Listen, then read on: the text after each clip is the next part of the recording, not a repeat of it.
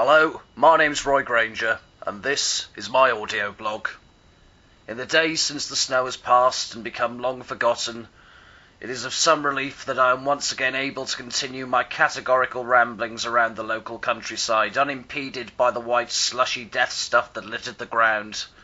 free to breathe the unfettered real air that the thinkers before me breathed, whilst they thought real unfettered thoughts that I shall once again be able to continue for them.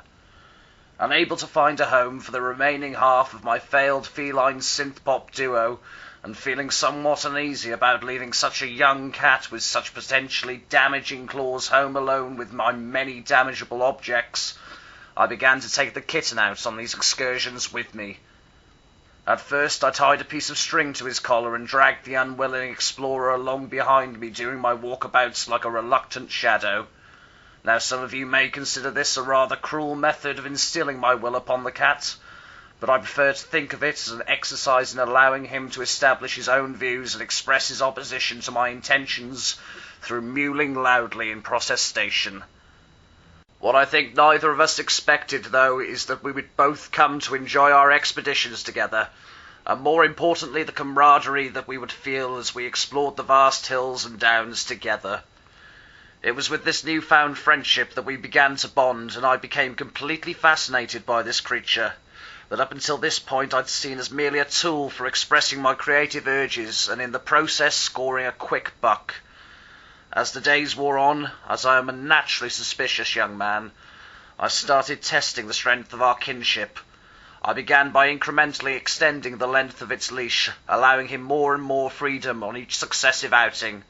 Doing this piqued his interest, and he truly began to explore the surroundings of our regularly trudged paths, his small and nimble form capable of reaching places I, with my awkward and increasingly rotund mass, could never hope to, alerting me with meowed calls when he found something that he felt warranted my attention, whether it be the decaying corpse of a small animal or a used and broken contraceptive device. One morning he led my attention to the remains of a rain-soaked paper aeroplane, and it was then that I realized we shared a pure understanding. Knowledge of what truly makes another creature tick is very rarely developed this quickly,